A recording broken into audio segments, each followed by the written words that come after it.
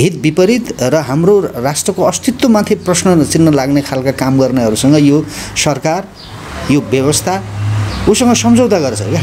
जुन कुरा चाहिँ भारतले मोटर बाटो लिने जुन काम गरिराखेको छ 22-23 किलोमिटर त गाडी गुडाइसकेको रहेछ त यो सरकारलाई थाहा छैन केही पनि हैन। यो त लाजोको मर्नु भयो नि त। यो त डिजाइनमा भइरहेछ क्या। नेपालीहरूलाई चेक गरेको नेपालका सुरक्षाकर्मीहरूको कति छ हुती कति तागत छ भनेर चेक गरे होला मेरो विचारमा। लाज लाग्नुपर्ने क्या। आफ्नो देशको सुरक्षा अङ्गका चाहिँ जिम्मेवार चाहिँ मतलब सुरक्षा अङ्गका चाहिँ व्यक्तिहरूका शरीरमा हात हालेर हैन तिनीहरूलाई कुटेर तिनका युनिफर्म च्यात्ने भने त्यो पनि विदेशीले यो सहन सकिने कुरा हो। माओवादी युद्धको बेलामा 8 वर्ष बाबुराम प्रचण्ड चाहिँ त्यहीँ बस्नु भएको छ। आतङ्कवादीलाई कुनै देशको आतङ्कवादीलाई कुनै देशको चाहिँ राज्य व्यवस्थाले सुरक्षित राख्छ? मान्नुहोस् कहीँबाट चाहिँ मान्छे मर्न सुरु भयो भने सेनाभित्र पनि मर्देला, पुलिसभित्र मर्देला, स्वास्थ्यकर्मीहरू मर्देला, अनि त्यसपछि अस्पताल जान डाक्टर छोडिदिन्छ, सेनाले बन्दुक छोडिदिन्छ है। हिजो युद्धको बेलामा चाहिँ जागिर छोडेर गएनन्। प्रजातन्त्र ल्याइदिन विदेशी आउने, गणतन्त्र ल्याइदिन विदेशी आउने, अनि सङ्घीयता गर्न विदेशी आउने, संविधान बनाइदिन विदेशी ल्याउने। अब यस्ता खालका लफङ्गाहरूका हातबाट चाहिँ देश खोज्ने।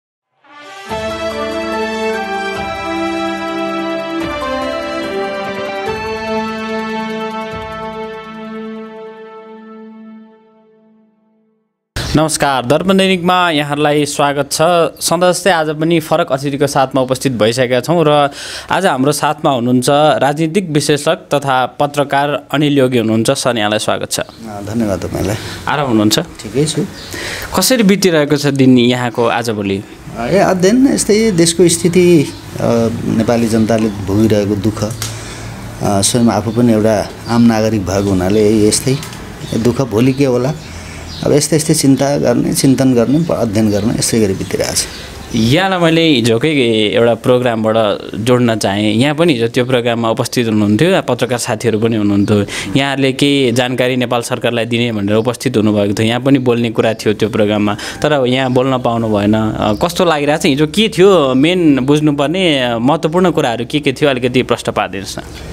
अब हिजोको कुरा चाहिँ के थियो भने हामीले यो लिपुलेक हुँदै चीनको मानसरोवरसम्म भारतले जुन बाटो लिने भनेर एउटा भिडियो कन्फरेन्सका माध्यमद्वारा जुन कुरा बाहिर आयो त्यो चाहिँ नेपाल राष्ट्रको चाहिँ हितमा भएन। त्यो हाम्रो भूमि मिचेर हामीसँग, हाम्रो देशको सरकारसँग कसैले सम्बन्ध नराखिकनै अर्काको देशबाट, अर्काको भूगोलबाट बाटो लैजाने भन्ने कुरा त्यो चाहिँ अत्यन्तै त्यो हेपाह प्रवृत्तिको काम भयो। यसमा चाहिँ गभर्नमेन्ट लेभलमा छलफल होस् र हाम्रो सरकारले यसमा चाहिँ खुट्टा नकमाओस् भनेर सरकारलाई बल पुगोस् भन्नका निमित्त, नेताहरूलाई जो सत्तामा छन् अहिले उनीहरूलाई बल पुगोस् भन्नका निमित्त हामीले नागरिकहरूलाई सचेत गराउने के देशका पक्षमा उभिनुहोस् भनेर चाहिँ एउटा पत्रकारका माध्यमद्वारा केही आफ्ना कुराहरू राख्ने भन्ने कार्यक्रम हामीले राखेका थियौँ। अब यस्तो भयो कि यो त कस्तो सरकार चल्यो यो देशमा भने देशको पक्षमा बोल्नेहरूमाथि चाहिँ दमन गर्ने हैन, जसले यो देश विखण्डन गरौँ भन्छ, जसले चाहिँ यो देशका हित विपरीत काम गर्छ हैन, जसले चाहिँ विदेशीहरूले भन्नुहोस् स्वदेशीहरूले भन्नुहोस् यो देशका चाहिँ हित विपरीत र हाम्रो राष्ट्रको अस्तित्वमाथि प्रश्न चिन्ह लाग्ने खालका काम गर्नेहरूसँग यो सरकार यो व्यवस्था उसँग सम्झौता गर्छ क्या है। उसलाई चाहिँ पुरा चाहिँ सम्मान दिन्छ। त्यस्तो गर्नेहरूलाई केही पनि गर्दैन। तर जो देशका पक्षमा बोल्छन्, हामीले त कुनै हात हतियार लिएर सडकमा गए होइन नि। सञ्चार माध्यमलाई आजको दुनियाँमा सञ्चार माध्यमसँग हामीले आफ्ना कुरा राख्ने जुन हामीलाई संवैधानिक अधिकार छ, त्यसका माध्यमद्वारा सञ्चारकर्मीहरूलाई यो जुन कुरा चाहिँ भारतले मोटर बाटो लिने जुन काम गरिराखेको छ 22-23 किलोमिटर त गाडी गुडाइसकेको रहेछ त यो सरकारलाई थाहा छैन केही पनि हैन। त यस्तो काम गर्न हुँदैन। अब हामीले चाहिँ अब हामी आम नागरिकले त भारतसँग डिल गर्ने कुरा त हुँदैन। भारतको सरकारसँग त हामीले कुरा गर्ने त होइन। यो देशको प्रधानमन्त्रीले गर्ने हो, परराष्ट्र मन्त्रीले गर्ला, सेनाको लेभलमा कुरा होला हैन, किनकि दुई देश फरक फरक देशको कुरा हो नि। भिसा लाग्दैन भारत जानलाई, हामीलाई भारतीयहरू यहाँलाई भिसा चाहिँदैन। तर दुई स्वतन्त्र अलग अलग राष्ट्रको कुरा हो नि त। त भारतलाई जमिन चाहिएको हो भने हामीले त्यो जमिन हाम्रो पनि हितमा हुन्छ भने अथवा चीनको मानव सरोवरसम्म पुग्नलाई त चीनको पनि धारणा बुझ्नु पऱ्यो नि। चीनले त पहिलाचोटि चाहिँ लिपुलेकको विषयमा विवाद हुँदाखेरि पहिला जुन त्यो बाटो लिने भन्ने सम्झौता चीन र भारतको सरकारबीच त्यहाँको महामहिम राष्ट्रपति सी जिनपिङ र प्रधानमन्त्री मोदीको बिचमा सम्झौता जुन भयो नि, त्यसमा पनि हामीले विरोध गऱ्यौँ। यो राष्ट्रले विरोध गरेको छ, हामीले मात्र होइन, सरकारले पनि विरोध गरेको छ। त त्यसो भए हुनाले यस्तो इस्युमा चाहिँ हामीले चाहिँ सरकारलाई बलियो बनाउनु गर्ने, सरकारलाई नागरिकको तर्फबाट मद्दत गर्ने भनेको यस्तै सवालमा हो नि। सधैँभरि मद्दत गरिराख्नु पर्दैन नि, किनकि म नेकपा होइन, म यो सरकारको म आलोचक हुँ, शासकहरूको आलोचक हुँ। यिनले जनविरोधी काम गरेका छन्, यिनीहरूले जनतालाई दुःख दिएका छन् भन्ने मान्छे हो नि त म। तर यस्तो मामलामा त हामीले त्यहाँ कुनै राजनीतिक आस्थाको कुरा हुँदैन नि, राष्ट्रको कुरा हुन्छ। त त्यति बेला सरकारलाई बलियो बनाउने हेतुले हामीले त्यो काम गर्न खोज्यौँ। अब त्यहीँ आएर चाहिँ धरपकड गरेर अब हाम्रा केही साथीहरूलाई अब पक्राउ गरेर लग्यो होइन। अब मलाई पनि पक्राउ गर्ने प्रयास थियो उनीहरूको। अब म चाहिँ अब सञ्चारकर्मी भएको हुनाले मैले आफ्नो प्रेस पास मैले देखाएँ, मलाई लिन सकेन होइन। त्यसो भने मैले भन्न खोजेको के भने, जब जनताले आफ्नो मुलुकका पक्षमा चाहिँ बोल्न खोज्छन्, हामी जस्ता केही समाजका सचेत नागरिकहरूले चाहिँ यो भएन, यो चाहिँ हामी माथिको यो थिचोमिचो हो भनेर जब हामीले भन्छौँ, त्यति बेला त हाम्रा आवाजहरूलाई त अरू मुखरित गराउने गरिकन राज्यले सपोर्ट गर्नुपर्ने हो नि। यो राष्ट्रको शासकहरू विदेशीबाट गाइडेड थिएन भने, यिनीहरूको दास मानसिकता थिएन भने, यिनीहरूमा राष्ट्रवाद अलिकति बाँचेको थियो भने, यिनीहरूले त हामी जस्ता मान्छेहरूलाई त प्रमोट गर्नुपर्छ क्या। तपाईँहरूले गरेको काम ठिक छ, गर्नुहोस् होइन। त्यसमा चाहिँ सरकारले कुनै अब्जेक्सन गर्दैन भन्नुपर्ने हो नि होइन। त त्यो त यिनीहरूले गरेन। त्यसो भए यो चाहिँ कस्तो भने, सत्तामा यिनीहरू भारतीयहरूकै तागतमा आएर बस्या हो। यो यो दिनको घाम जतिकै छर्लङ्ग छ हेर्नुहोस्। मैले कुनै यो कपोलकल्पित कुरा, कुनै नौटङ्की गरे होइन यो होइन, कुनै नचाहिँदो आरोप होइन मेरो। किनकि हरेक पटक चाहिँ आन्दोलनका नाममा माओवादी युद्धको बेलामा 8 वर्ष बाबुराम प्रचण्ड चाहिँ त्यहीँ बस्नु भएको छ। आतङ्कवादीलाई, कुनै देशको आतङ्कवादीलाई कुनै देशको चाहिँ राज्य व्यवस्थाले सुरक्षित राख्छ? भारतका आतङ्कवादीहरूलाई ल्याएर हामीले यहाँ राख्न सक्छौँ? राख्न मिल्छ? एउटा फरक राष्ट्र हुनुको नाताले, छिमेकी राष्ट्र हुनुको नाताले त्यो गर्न मिल्छ? मिल्दैन नि। त त्यो काम त भारतले गर्यो। अब यो भन्न बाध्य छौँ हामी, भारतीय जनता र नेपाली जनताका बिचमा सम्बन्ध राम्रो छ है। हामी भारतको कुनै पनि चाहिँ ठाउँमा, कुनै पनि प्रान्तमा गएर नेपालीहरू काम गर्न सक्छन्, भारतीयहरू यहाँ आएर काम गर्न सक्छन्। जनताको लेभलमा समस्या छैन। यो दिल्ली र यो सिंहदरबार है, दिल्ली र काठमाडौँको जुन शासकहरूको यो बिचको जुन यो तनाव हो नि, यिनीहरूको टक्कर हो नि, यो टक्करले ल्याएको समस्या हो। अहिले सरकारले, भारत सरकारले बाटो बनाइसक्यो। जस्तो अब के भन्ने, कति बेला चाहिँ रमाइलोको रूपमा के भनिरहेका छन् भने, नेपाल सरकारले गर्न नसकेको बाटो निर्माण विकास इन्डियाले गर्दैछ नेपालमा पनि भन्दा रहेछन्। यो कुरा चाहिँ अब दिल्ली स्थित अब नेपाली दूतावास छ, अब परराष्ट्र मन्त्रालयहरू छ, बुद्धिजीवीहरू छन्, अब त्यहाँका सिडी व्यक्तित्वहरू पनि हुनुहुन्छ ठुल्ठुलो। अब त्यो सीमामा अलिकति के थाहा नभएर यस्तो भएको हो कि थाहा भएर पनि नभएको हो कि, यस विषयमा चाहिँ अलिकति गहिराइमा जाउँ न। होइन, तपाईँलाई बडा महत्त्वपूर्ण प्रश्न। कस्तो भने, मैले अघि पनि जोड्न खोजेको थिएँ, यो देशको शासक स्वाधीन भएन, समस्या त्यो हो। यसले मुलुक हेर्दैन, यसले आफ्नो सत्ता बाहेक अरू केही पनि हेर्दैन। त्यो त स्पष्ट भयो नि। किनकि मैले भने नि, दिल्लीको तागतमा आएर उहाँहरू सत्तामा बस्या हो। 62-63 करण सिंह आएर चाहिँ धम्क्याएको हो नि। 46 सालमा चाहिँ चन्द्रशेखर आए, देखिरहेछौँ नि हामीले। म भारतको व्यवस्था परिवर्तन गर्नका निमित्त, भारतको प्रधानमन्त्री परिवर्तन गर्नका निमित्त, भारतको शासन व्यवस्था उलट गर्नका निमित्त होइन, भारतको चाहिँ गणतन्त्रलाई पल्टाएर अर्को तन्त्र ल्याउनका निमित्त म गएर त्यहाँ काम गर्न मिल्छ कि मिल्दैन? दिन्छ कि दिँदैन भारतले मलाई? त्यो त गरे नि त यिनीहरूले। त्यसो भएर उनीहरूले आफूले आफ्ना बलमा शासनमा यिनीहरूलाई राखेको हुनाले यिनीहरूलाई टेर्दैन। जस्तै लिपुलेकको विवाद जब सुरु भयो, त्योभन्दा अगाडिदेखि नै भारतसँग भएका असमान सन्धि सम्झौताहरूका बारेमा भारतले पनि एउटा विज्ञहरूको टिम बनायो, नेपालले पनि विज्ञहरूको टिम बनायो होइन। त्यो विज्ञका टिमले लगभग 2 वर्ष जति काम गर्यो है। त त्यसले रिपोर्ट पनि तयार गर्यो। नेपालको तर्फबाट भारतीय प्रधानमन्त्री मोदीलाई त्यो बुझाउने भनेर भारतीय टिमलाई नेपालको तर्फबाट चाहिँ यो सीमा असमान चाहिँ सन्धि सम्झौताहरू र सीमा सम्बन्धीका विवादहरू सुल्झाउनका निमित्त त्यो रिपोर्ट सुझाव पनि दिएको छ। त त्यो भारतले त त्यसको जवाब दिँदैन। यिनीहरूलाई टेरेकै छैन। त्यो किन टेरेको छैन भने भारतलाई के थाहा छ भने हामी छौँ तिमीहरूको पछाडि, तबसम्म तिमीहरू सिंहदरबारमा छौ भाइ है। जब हामीले हात झिक्छौँ त्यसपछि तिमीहरूको अन्त्य हुन्छ। यो देशको छुट्टै कानुन, स्वाधीनता, आफ्नो स्वतन्त्रता पनि का कुरा पनि त छन् नि। यसलाई चाहिँ नमान्ने हो, भारतले हेपेकै हो भन्ने बुझ्ने हो त भारत चीनले। यो त हेर्नुहोस् व्यवहारले देखिन्छ नि। मैले भने नि चीनले चाहिँ के भन्यो भने जब लिपुलेखको विषयमा चाहिँ हामीले आवाज उठायौँ, नेपालको सरकारले पनि चाहिँ यो गलत भयो, हाम्रो भूमि मिचियो, हामीलाई सोधिएन भन्दाखेरि चीनले 3 देशको सीमा छ भन्दाखेरि त अब चीनले नै आवाज उठाउनु पर्ने हो। होइन, त्यही त चीनले भन्यो नि त्यो बेलामा, यो भारत र नेपालको बिचको समस्या हो, यसमा हामी चाहिँ बिचमा पर्दैनौँ, सुल्झाउनुहोस् भनेर भन्यो उसले है। मन नपरेको हो भने त्यसमा पुनर्विचार गर्न सकिन्छ भनेर चीनले त भन्यो नि त भारतले त भने नि त्यो दिएको रिपोर्ट पनि उसले हेर्दैन।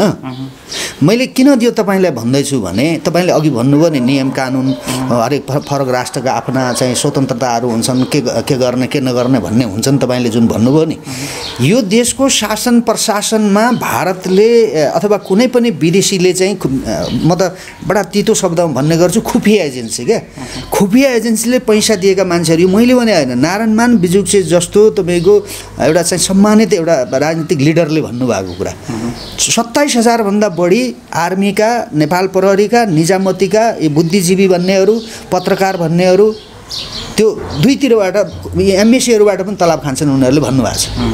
त्यसै त भने होइन होला नि। यो भनिसकेपछि यस विषयमा जति वाद विवाद गरे पनि निष्कर्षमा जाँदैन। यहाँ एक विश्लेषक भएको नाताले गर्दा नेपाल सरकारले अब कस्तो कदम चाल्यो भने चाहिँ आफ्नो भूमिलाई कायम राख्न सक्छ, आफ्नो नाममा राख्न सक्छ, जस्तो नेपालको नक्सामै ल्याउन सक्छ।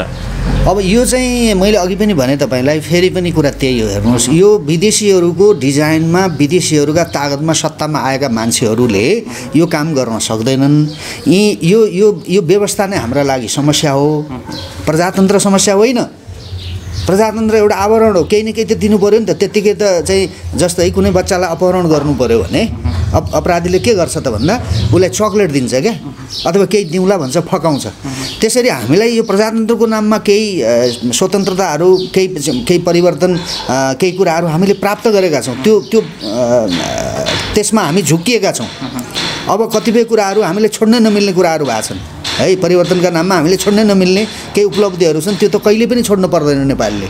तर एउटा कुरा हामीले छोड्नुपर्छ, त्यो के भने विदेशीद्वारा पालित पोषित र विदेशीका डिजाइनमा काम गर्ने राजनीतिक नेतृत्वको परिवर्तन बिना देशभक्तहरूको हात चाहिँ विवेकका आधारमा, स्वविवेकका आधारमा मुलुक हाँक्ने चाहिँ एउटा तौर तरिका र त्यो खालको शासन व्यवस्था, त्यो खालको शासन प्रणालीलाई हामीले अवलम्बन नगर्ने हो भने यिनीहरूबाट देश जोगिएला। यिनीहरूले चाहिँ भारतसँग भन्नुहोस्, चीनसँग, कसैसँग पनि यिनीहरूले चाहिँ डायलग गरेर आफ्नो मुलुकको रक्षा गर्ने र आफ्नो नेपाली जनतालाई सुरक्षित राख्ने कुरा त कल्पना गर्न सक्दैनन्। यिनीहरूले त लडाइँ मारे नि त। मैले भन्न खोजेको चाहिँ यहाँको सुझाव जस्तो यो चाहिँ गर्यो भनेदेखि नेपाल सरकारले आफ्नो अडान राख्यो भने, यस्ता कुराहरू गर्यो भने चाहिँ भन्ने के अलिकति यहाँको सुझाव सरकारलाई? होइन, यसलाई यो सरकारलाई सुझाव दिन थालेको 25 वर्ष भयो मैले। यो सरकार होइन, कति सरकारहरूलाई। गिरिजाप्रसाद कोइराला चाहिँ प्रतियुद्धको नेतृत्व गर्नुहुन्थ्यो, बाबुरामजी प्रचण्डहरू दिल्लीमा थिए होइन। त्यो बेला पनि सुझाव दिएको यो युद्ध रोको भने मानेनन् नि यिनीहरूले। होइन, अहिले हालचालकै होइन, यिनीहरूले भने नि तपाईँ यस्तो मान्छेहरूलाई जसका उनीहरूको आफ्नै बुद्धिजीवी छन्, यिनका आफ्नै चाहिँ यी सर्वज्ञानी छन् यिनीहरू होइन। अब यिनीहरूलाई हामीले सुझाव दिने भनेर गयो हो नि बाटोमा, त्यहीँबाट च्याप्प समातेर लगिदिन्छन्, हाम्रो आवाजहरू थुनिदिन्छन्। यिनका सरकारी सञ्चार माध्यमहरूको हाम्रो आवाज जाँदैनन् कि हामी देशद्रोही, यिनीहरूको नजरमा त हामी पो देशद्रोही छौँ त। देशका पक्षमा बोल्नेलाई देशद्रोहीको चाहिँ व्यवहार गर्ने, देशद्रोहीहरूसँग चाहिँ सम्झौता गर्नेहरूलाई मैले के सुझाव दिने भने मैले सुझाव दिनुको कुनै औचित्य छैन र अर्थ पनि हुँदैन। किन मैले दिएको सुझाव, म यो देशको सचेत नागरिक हुँ, म विद्वान हुँ या बुद्धिजीवी हुँ या केही बुझेको छु, केही छु भने अनिल योगीले भनेको कुरा चाहिँ गर्नुपर्छ है। तपाईँले सुझाव दिनुभयो, थ्याङ्क्स भनेर मलाई अहिलेसम्म कुनै एकजना कुनै मन्त्रीले होइन, कुनै प्रधानमन्त्रीले, कुनै शासकले अनि कसैले पनि सुझाव दिँदैन। होइन, यस विषयमा चाहिँ के भन्ने चलन छ भने नेपालमा गृह कार्य कम भएर पनि भारतले हेपेको, सबै जनताको एउटै आवाज छैन, नेताहरूको पनि छैन, व्यक्तिगत स्वार्थका निमित्त पनि विश्लेषक बुद्धिजीवीहरूले पनि हावामा बोलिदिन्छन् भन्ने आलोचना पनि भएको छ नि त। होइन, यो अब मैले जे भने कि अब यो पनि हावाई कुरा हो भने त मेरो भन्नु केही पनि छैन। मैले यिनीहरू सत्तामा आएको कसका तागतमा आएको यो मैले देखेको यथार्थ भने यो हावा होइन। अब यिनीहरूसँग नैतिक तागत छैन, किनकि जसले सत्तामा ल्याएर राखेको छ उसका विरुद्धमा यिनीहरू जान सक्छन् भनेर त्यो परिकल्पना गर्न सकिन्छ? गर्न सकिँदैन। अब यो पनि हावा भन्छ कसैले, नेपालीले भन्छ भने मेरो भन्नु केही पनि छैन। अब यिनीहरूलाई सुझाव दिनु त्यो व्यर्थको कुरा हो। यिनीहरूकै बुद्धिजीवी छन्, मैले भने अब यो पनि हावा हो भने मेरो भन्नु केही छैन। प्रधानमन्त्रीले आफै भन्नुभएको छ नि, पत्रकारहरूलाई पनि व्यङ्ग्य गर्नुहुन्छ, उहाँले बुद्धिजीवीका ढाड भाँच्छु भन्नुहुन्थ्यो, कहिले के भन्नुहुन्थ्यो होइन? यो त्यो तपाईँले त्यो भनिहाल्नु हो। अब केही बुद्धिजीवी व्यक्तिहरूले सीमाविदहरूले नै नेपालको नयाँ नक्सा बनाएर सार्वजनिक गर्नुहोस् भनेर पनि सरकारलाई दिनुभएको थियो। यो नक्सा सार्वजनिक हुन सकेन नि, यहाँको अनुमान चाहिँ के छ, यसमा भनाइ के छ? यसमा चाहिँ तपाईँले किन सार्वजनिक नभएको होला? अब तपाईँ ठिक ठाउँमा कुरा के हो भने, पहिलो कुरा त यो संविधान बनाउँदाखेरि यो संविधानमा हाम्रो भूगोलको नक्सा खै, संविधानमा हाम्रो भूगोल यहाँदेखि यहाँसम्म हो भनेर किटान गरिएको हुनुपर्छ नि। संविधान भने केका लागि बनाइन्छ? त्यो भूगोलसँग जोडिन्छ कि जोडिँदैन संविधान?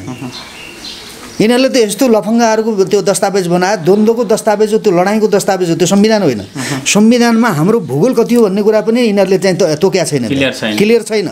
त्यसो भएको हुनाले यिनीहरूबाट यो मुलुकको रक्षा हुँदैन, यो स्पष्ट कुरा हो।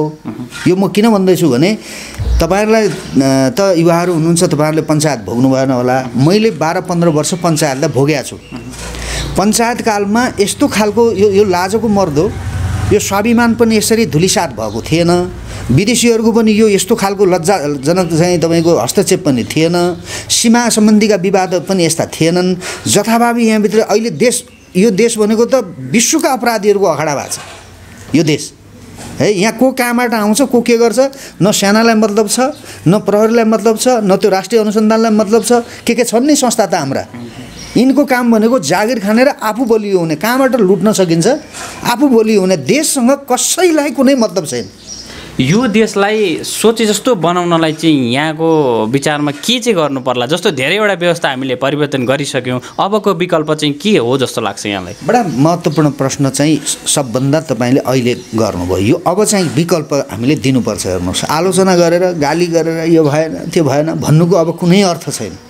मेरो देश हो, थाकिसके नेपालीहरू क्या। अब यस्तो खालको विद्वत्ताको पनि अर्थ छैन होइन। अब हामी जस्तो मान्छेले अब विकल्प दिनुपर्छ। विकल्प भनेको के भने, हामी पुरानो ठाउँमा फर्किनुपर्छ। पुरानो ठाउँ भने के भने, पृथ्वीनारायण शाहले अगाडि सारेको अर्थनीति, अगाडि सारेको कूटनीति होइन, अगाडि सारेको चाहिँ समाजनीति, अगाडि सारेको सांस्कृतिक नीति होइन, यी जति चाहिँ पृथ्वीनारायण शाहले अगाडि सारेका जुन एउटा मार्गदर्शक जुन सिद्धान्त हुन्, त्यो सिद्धान्त पढ्यो भने त्यसका आधारमा नेपालीले हामीले हाम्रै विवेकले मुलुक हाँक्न चाहिँ हामी सक्षम भयौँ भने अहिलेको युवा पिँढी जो विदेशमा छ, लाखौँ नेपालीहरू विदेशबाट फर्किँदैछन्, ती युवाहरूले यो कुरा बुझ्यो भने, तपाईँहरू जस्तो सञ्चारकर्मीहरूले यो कुरा बुझ्नुभयो भने र आम नेपालीहरूले यो कुरा बुझ्यो भने यो देश बलियो बन्छ, बनाउन सकिन्छ।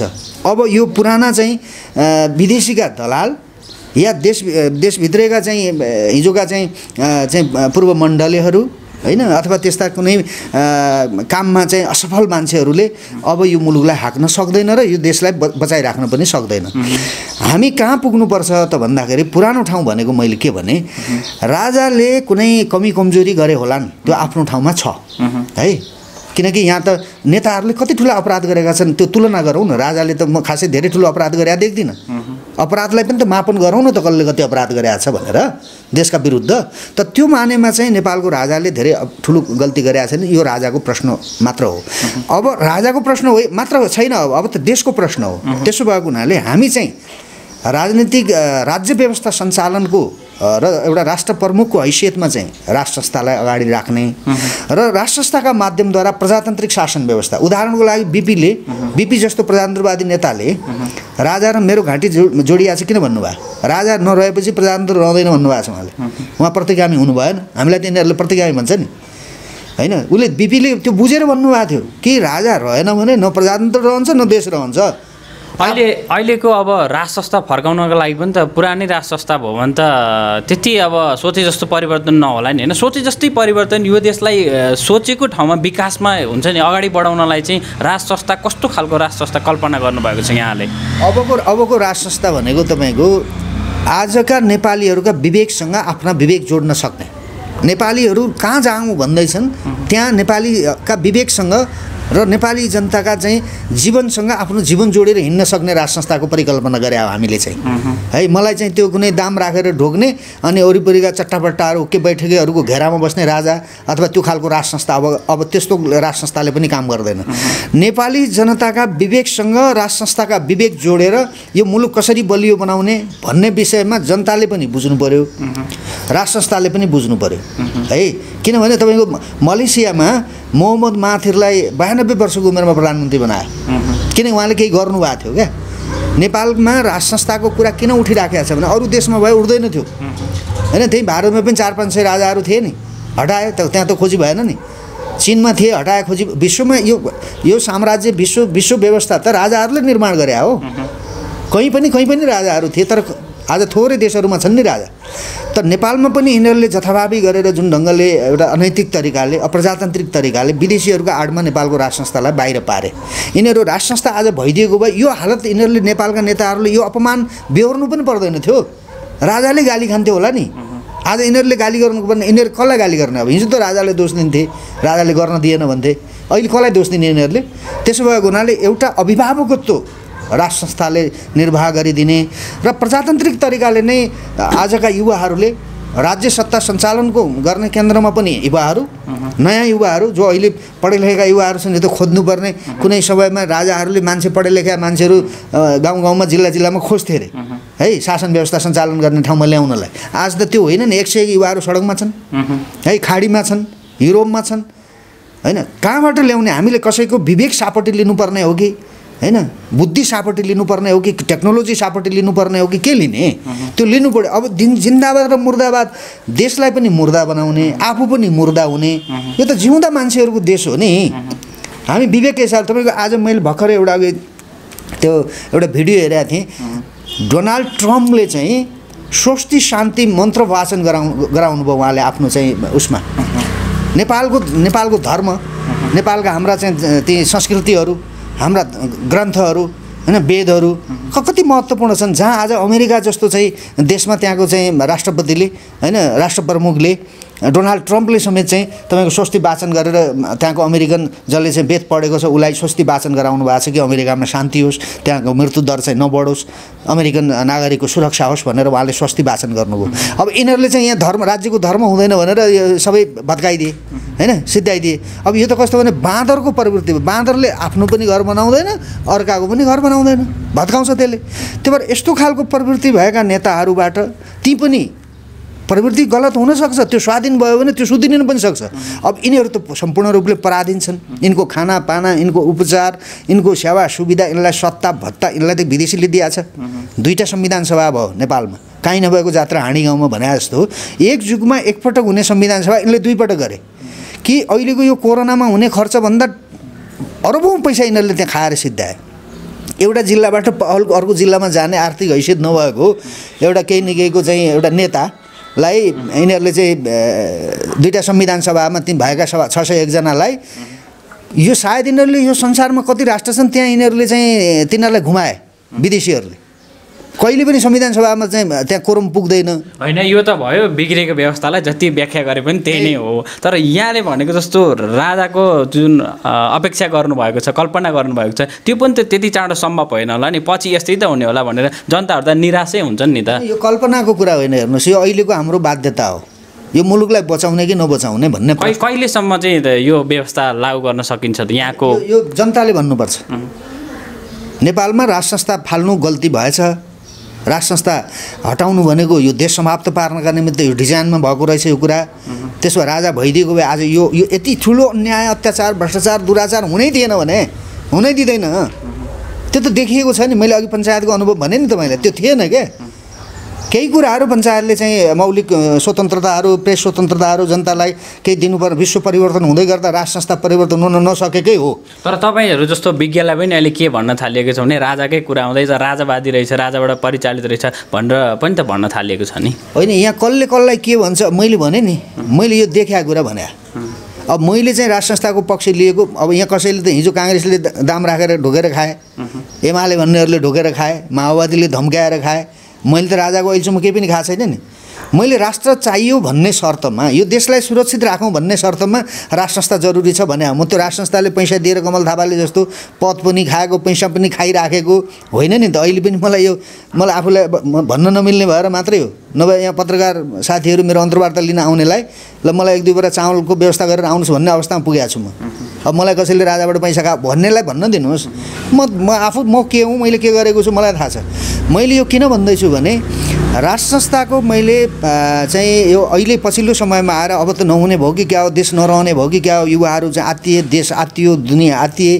त्यसो भएको हुनाले अब बाहिरबाट आउने 50औं लाख युवाहरूले राष्ट्र संस्थालाई जिम्मेवारी ले यो देश बचाइदिए भनेर चाहिँ युवाहरूले भन्ने, त्यही युवाहरूबाट उद्यम गर्ने युवाहरू 50औं लाखले चाहिँ अब उद्यममा लाग्नु पर्यो, उद्योगमा लाग्नु पर्यो हैन, कृषिमा लाग्नु पर्यो। खाद्य सङ्कट आउँदैछ, भोकमरी आउँदैछ, दुःखको दिन आउँदैछन् नि हाम्रा त हैन। कता शक्तिशाली राष्ट्रहरूको त त्यो हालत भयो भने हामी त खतम छौँ नि।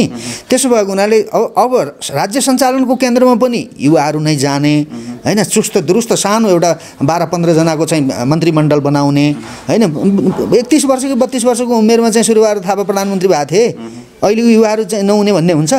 सिकाउँ न, हामी जस्ता बुद्धिजीवी भन्नेहरूले एडभाइज सपोर्ट गर, एडभाइज गर, यसरी चाहिँदो यो नचाहिने काम नगर हैन, यो गर यो नगर है भन्यो भने त युवाले गर्न सक्छ नि। त्यसो भएको राज्य सत्ता सञ्चालन गर्ने ठाउँमा पनि युवाहरू, उद्योगमा पनि युवाहरू है। यो देशलाई चाहिने, नेपाली जनतालाई चाहिने खाद्य उत्पादन, हामीसँग त जमिन छ नि। बालुवाको चाहिँ तपाईँको देशमा बालुवामाथि चाहिँ स्वर्ग भयो बनाए हैन। हामीसँग त यत्रो माटो छ, हामीसँग मेन पावर, पुँजी भनेको त मेन पावर हो नि। यो 50औं लाख नेपालीलाई बेचेर यिनीहरूले खाए नि त। यिनीहरूले बेचेका, यो 30 वर्षमा बेचेकाहरू अब आउँदैछन्, किनकि उनीहरूलाई त्यहाँ केही व्यवस्था हुँदैन। अब उनीहरूकै देशका जनतालाई उनीहरूले पाल्न नसक्ने, विकास निर्माण गर्न नसक्ने काम भयो भने हाम्रा मान्छेलाई पाल्छन् उनीहरूले। अब तपाईँको एयरपोर्ट खुल्यो भने, यो स्थिति सहज भयो भने विदेशी त आउँदैनन्, अब आउने हाम्रै दाजुभाइ हुन्। त्यसो भएको हुनाले ती दाजुभाइहरूलाई म्यानेज गर्न सकिएन भने देशी युद्धमा जान्छ, भोकमरीका कारणले गृह युद्धमा जान्छ है। लडाइँ हुन्छ, यहाँ कोही पनि सुरक्षित हुँदैन। यो साना मेना यो केही पनि काम लाग्दैन, सब ध्वस्त हुन्छ नि। किनकि जनताको अगाडि कसैको केही लाग्दैन। भोका जनताले चाहिँ युद्धको लड्नुपर्ने भयो भने कोही बाँकी रहला यहाँ। त्यसो भएर यहाँसम्मको दूरदृष्टि राखेर व्यवस्थापन मिलाउनका निमित्त राष्ट्र संस्थाले अभिभावकत्व निर्वाह गरिदिने र नेपाली युवाहरूलाई नै सन्तुलित भएर एक नेपाली अर्को नेपालीको चाहिँ दुश्मन शत्रुको रूपमा यिनीहरूले उभ्याएका छन्, त्यो होइन। सबै युवाहरूका विवेकका आधारमा, सामूहिक विवेकका आधारमा मुलुकलाई बलियो बनाउने र विदेशीहरूसँग भएका जुन खालका चाहिँ विवादहरू छन्, यी विवादहरूलाई पनि जस्तै उदाहरणको लागि भोलि प्रधानमन्त्री म भए मान्नुहोस्, म त मोदीलाई त भनिदिइहाल्छु नि, तपाईँको जमिन तपाईँको हो, मेरो जमिन मेरो हो।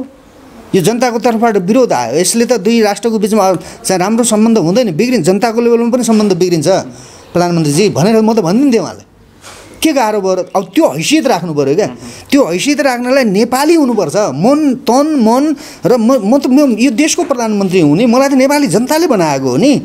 मैले किन चाहिँ मेरो देशको चाहिँ सिमाना, मेरो भूगोल चाहिँ छोड्ने, किन मिच्न दिने भनेर उसले त जनतालाई त त्यो भित्रभित्रै जनतालाई आफ्ना संयन्त्रहरू चाहिँ तयार गरेर जनतालाई आन्दोलन गराउने। म प्रधानमन्त्री भएको भए म त्यही गराउँथेँ, जनतालाई आन्दोलित हुन भित्री रूपमा चाहिँ जनताको ताकत त चाहियो, देशको रक्षाका निमित्त गर्ने हो।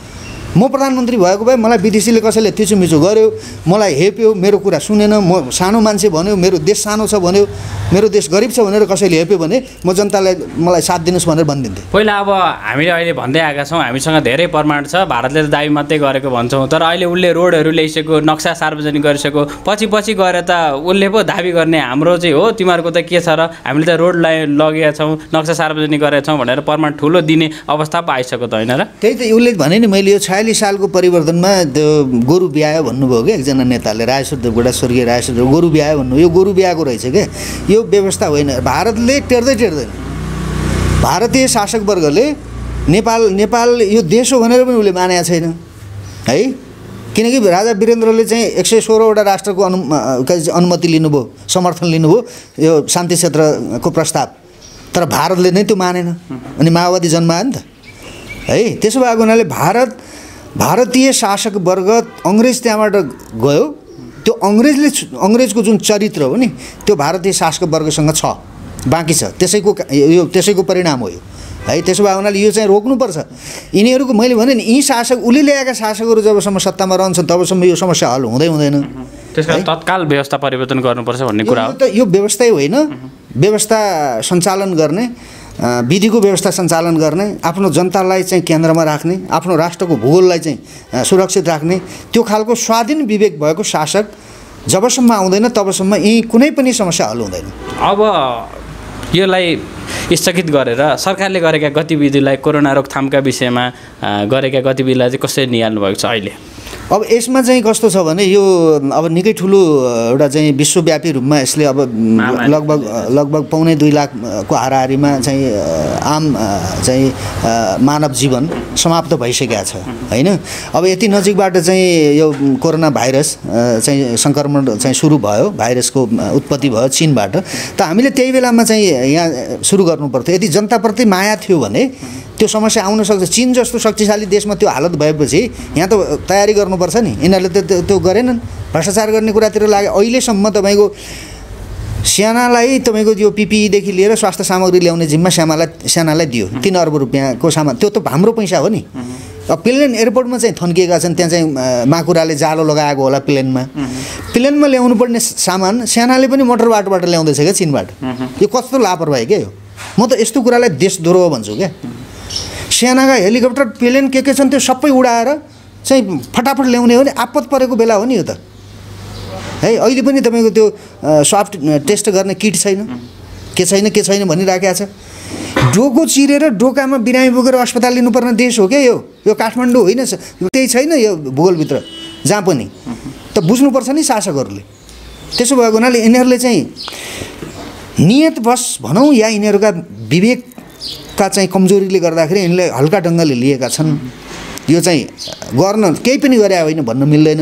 राज्य हो, राज्यका संरचनाहरू हुन्छन्, त्यसले केही न केही गरेको छ होइन। तर जति गर्नुपर्ने थियो नि त्यो गरिएको छैन क्या। दुर्भाग्य त्यहाँनिर छ। भोलि मान्नुहोस् कहीँबाट चाहिँ मान्छे मर्न सुरु भयो भने सेनाभित्र पनि मर्देला, पुलिसभित्र मर्देला, स्वास्थ्यकर्मीहरू मर्देला, अनि त्यसपछि अस्पताल जान डाक्टर छोडिदिन्छ, सेनाले बन्दुक छोडिदिन्छ है। हिजो युद्धको बेलामा चाहिँ जागिर छोडेर गएनन्, यो पनि युद्ध हो नि। अनि त्यो बेलामा चाहिँ हुन्छ के, यतापट्टि ध्यान दिएको छैन कि। यो कुरा बुझ्नेले बुझ्छ। अब यस्ता चाहिँ लठैतहरूले कसरी बुझ्ने? जागिरदारहरूले बुझ्दैन यस्तो कुराहरू। जागिरेको विवेक भनेको जागिर खाने मात्रै हो। राष्ट्र हाँक्ने, आफ्नो राष्ट्रलाई बलियो बनाउने है, नेपाली जनतालाई चाहिँ बाँच्न सक्छौ है, मर्दैन, सबै व्यवस्था चाहिँ नआत्तिनु भनेर घर घरमा बस्ती बस्तीमा टोलमा आएर आज कोही नेता, कुनै मन्त्री, प्रधानमन्त्रीले भन्दैछ जनतालाई? भन्दैन। मरे बाँचे यो व्यवस्था गरेका छौँ रे। अब के गरे के। अब यस्तो खालको यो नामर्दहरूले चाहिँ यो शासन व्यवस्था आफ्नो हातमा लिए। त्यो भएको हुनाले यो नेपाली जनतालाई ठुलो सङ्कट आएको छ। अब यो हामीले कामना गरौँ। मैले धेरै ठाउँमा मैले भन्ने गरेको छु, यो देशमा हजारौँ वर्षदेखि देवी देवताहरूको बास छ। नेपालीहरू बाँच्नुका पछाडि अरू नदेखिने केही कारणहरू छन्, त्यो भएर हामी बाँचेका छौँ। तर यसको अर्थ चाहिँ अब त्यो औषधि चाहिँदैन होइन, ल्याउनु हुँदैन होइन, छिटो ल्याउनु पऱ्यो। जनतालाई स्वास्थ्य अवस्था जनताको चाहिँ चेकअप गर्नु पऱ्यो है। जनतालाई कुनै पनि एकजना नेपाली चाहिँ कोरोना भाइरसले चाहिँ नमरोस्, त्यसपछि हामी विश्वलाई चुनौती दिएर शासन गर्न सक्छौँ यो देशमा। अब भर्खरै केही दिन अगाडि मात्रै चाइनाको नागरिक र नेपाली प्रहरीमा झडपै भयो। यसलाई चाहिँ कसरी हेर्नु भएको छ? यो त लाजको मर्नु भयो नि त। यो त डिजाइनमा भइरहेछ क्या। नेपालीहरूलाई चेक गरेको, नेपालका सुरक्षाकर्मीहरूको कति छ हुती, कति तागत छ भनेर चेक गरे होला मेरो विचारमा। लाज लाग्नुपर्ने क्या। आफ्नो देशको सुरक्षा अङ्गका चाहिँ जिम्मेवार चाहिँ मतलब सुरक्षा अङ्गका चाहिँ व्यक्तिहरूका शरीरमा हात हालेर होइन, तिनीहरूलाई कुटेर तिनका युनिफर्म च्यात्ने भने त्यो पनि विदेशीले। यो सहन सकिने कुरा हो? सहन सकिने कुरा। चिनियाहरूले यदि चिन जानलाई उनीहरू जाने भने उनीहरूको एमबेसी छ नि, एमबेसीले लाने हो नि, सिंहदरबारले पठाउने हो भने। यो कस्तो भने हेपेको नेपालीहरू अब कहीँ पनि कुटे हुन्छ नेपालीले भन्ने हो क्या। नेपालीले केही गर्न, यो त भने नि बहादुर भनेर हामीले विश्व तर्साएका थियौँ कुनै समयमा होइन। अब आज त यहीँ आएर गाला पट्काउने भयो नि त। अनि त्यो भएर यो लाज भयो क्या, शिर झुक्यो। शासक नै हो यसको जिम्मेवार फेरि सम्बन्धित निकाय नै हो। शासक भने सम्बन्धित निकाय छोडिदिनु, शासक माथि गतिलो भयो भने सेना प्रहरी एउटा बाटामा उभिएको सिपाही, ठुलो बडा हाकिम होइन, सिपाही पनि गर्वका साथ उभिन्छ क्या। उसले सिङ्गो विश्वसँग लड्ने तागत राख्छ माथि शासक गतिलो भयो भने। अनि दासहरू माथि राखेर अनि तल बाटामा सिपाही उभ्याइदियो भने त्यो सिपाही बिचारो के गरोस्, कुटाइ खाने भयो त्यसले। त्यही हो परिणाम, त्यही हो। माथि दलाल अनि तल बिचारो, अनि दलालको पनि दास भएपछि यस्तै हुन्छ। अब विशेष गरी नेपालमा नेपालीहरूबाटै कोरोना भाइरस फैलिएको भन्दा नि भारतबाट नै आएर फैलियो भन्ने अनुमान पनि छ। खुल्ला सिमानाका कारणले त्यहाँ भएका सुरक्षाकर्मीहरूलाई भारतीयले नै कुटेको पनि अवस्था छ, झडपै परिरहेको छ। यसलाई चाहिँ कसरी हेर्नु भएको छ? खुल्ला सिमानामा सुरक्षा व्यवस्थालाई चाहिँ कसरी निहालिरहनु भएको छ? होइन, यो खुल्ला सिमाना त हामीले यो जबसम्म चाहिँ भारतमा स्थिति सहज हुँदैन तबसम्म चाहिँ सिमाना चाहिँ हामीले त्यो एकदम टाइट गर्नुपर्छ होइन। त्यसलाई चाहिँ ओपन गरिदियौँ भने त्यसले चाहिँ दुर्भाग्य निम्त्याउँछ। भारतमा पनि त्यति ठुलो क्षति भइसकेको छ। त्यो हामी दुःख लाग्छ हामीलाई पनि, भारतीय नागरिकहरू मर्नु हाम्रो लागि त्यो खुसीको कुरा होइन, दुःखको कुरा हो। त्यो दुःख कम हुँदै जाओस् हामी कामना गर्छौँ। नेपाली हुनुको नाताले, एउटा छिमेकी हुनुको नाताले, छिमेकी दाजुभाइ हुन् हाम्रा, उनीहरूलाई चाहिँ त्यो अप्ठ्यारो नआइदिए हुन्थ्यो भन्ने लाग्छ। तर अब हामीले हाम्रो देशका दुनियाँलाई बचाउनका निमित्त त हामीले त्यो हवाई यातायात पनि बन्द गरिएको छ। त्यो पनि स्थिति सहज विश्वमा स्थिति सहज नहुन्जेलसम्म त्यो पनि खोल्न मिल्दैन होइन। यो के अरे अरू स्थल मार्गहरू पनि हामीले खोल्नु मिल्दैन, खोल्न हुँदैन। त्यसो भएको हुनाले पहिला औषधिको व्यवस्थापन गर्ने, चाहिँदो औषधिको व्यवस्थापन गर्ने, 3 अर्बको चाहिँ औषधि ल्याउने भनेको छ, त्यो औषधिको व्यवस्थापन गर्ने, गाउँ गाउँमा चाहिँ अस्पतालहरू खडा गर्ने, घुम्तीहरू पठाउने, घुम्ती डक्टरहरू, सेवा सुविधाहरू गाडीमा हालेर, औषधि गाडीमा, डाक्टर गाडीमा हालेर पठाउनु पऱ्यो नि। जहाँसम्म जान सक्छ गाडी, जहाँसम्म जान्छ। जनताका लागि जनतालाई अप्ठ्यारो सधैँभरि आउँदैन। शासक र शासन व्यवस्थाले सधैँभरि जनताको पछाडि लाग्नु पर्दैन, उसले गर्नुपर्ने राज्यका थुप्रै कामहरू हुन्छन्। तर यस्तो सङ्कटको बेलामा चाहिँ शासक जिम्मेवार भएर जनताको जीवनसँग आफ्नो जीवन शासकले जोड्नुपर्छ, त्यसपछि मात्रै दुनियाँको रक्षा हुन्छ। त्यसो भए हुनाले अहिले चाहिँ यो कोरोना भाइरसको जुन सङ्क्रमण छ योबाट सुरक्षित नेपालीलाई राख्नका निमित्त अहिले भारतसँगका चाहिँ नाकाहरू हामीले चाहिँ ओपन गर्नु हुँदैन, त्यो पुरा हामीले बन्द गर्नुपर्छ। अब केही कुराहरू हामीले निर्यात गर्ने हामीसँग कुनै चिज छैन है, मान्छे बेच्ने बाहेक हामीसँग बेच्ने चिज केही छैन नि। यो शासकहरूले 30 वर्षको यो तथाकथित यो व्यवस्थाले र नेताहरूले गरेको यो चाहिँ बदमासीका कारण यस्तो भयो।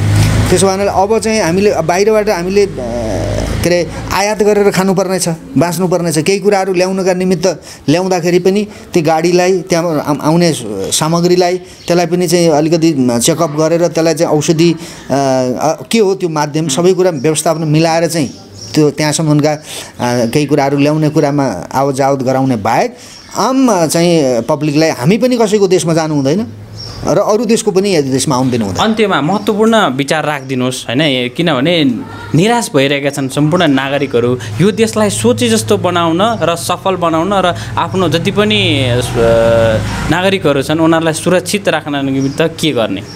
मैले अघि पनि भने तपाईँलाई, हामीले सबभन्दा पहिला त बलियो शासक चाहिन्छ। बलियो शासक भयो भने त्यसले राष्ट्रलाई पनि बलियो बनाउँछ। राष्ट्र भनेको अमूर्त कुरा होइन, राष्ट्र भनेको जनता हो है। जनतासँग जोडिएर जनतालाई आफ्नो शक्तिको स्रोत, जनताको विचारलाई आफ्नो विचारको स्रोत ठानेर काम गर्ने स्वाधीन नेपालीले शासन गर्ने। कुनै पनि विदेशीको यस्तो नचाहिँदो हस्तक्षेप र प्रजातन्त्र ल्याइदिन विदेशी आउने, गणतन्त्र ल्याइदिन विदेशी आउने, अनि सङ्घीयता गर्न विदेशी आउने, संविधान बनाइदिन विदेशी ल्याउने, अब यस्ता खालका यी लफङ्गाहरूका हातबाट चाहिँ देश खोज्ने र देशभक्तहरूले चाहिँ शासन व्यवस्था सञ्चालन गर्ने खालको विधि र व्यवस्था त्यो सुरु हुन्छ, त्यो हुनुपर्छ।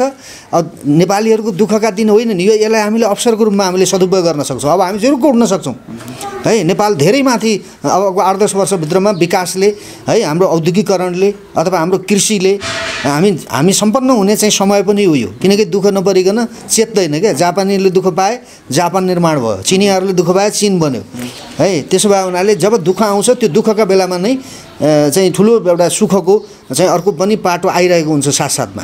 त्यसो भए हुनाले यो कुनै त्यो सकिने चाहिँ समय आएको र हामी सिद्धियौँ होइन। अब ठिक ढङ्गको चाहिँ नेता नेतृत्व राजनेता भन्न सुहाउनेलाई नेता बनाऊ, जो विदेशीहरूसँग चाहिँ शिर नझुकाओस् क्या, नेपालीहरूलाई पनि शिर झुक्न नदियोस्। त्यस्तो नेतृत्व भयो भने त देश बन्नलाई र नेपालीहरूले हाँसी हाँसी बाँच्नलाई के गाह्रो छ हामीलाई। हस्, महत्त्वपूर्ण समय र जानकारीको लागि धेरै धेरै धन्यवाद। मलाई पनि मौका दिनुभयो, तपाईँलाई धेरै धेरै धन्यवाद छ।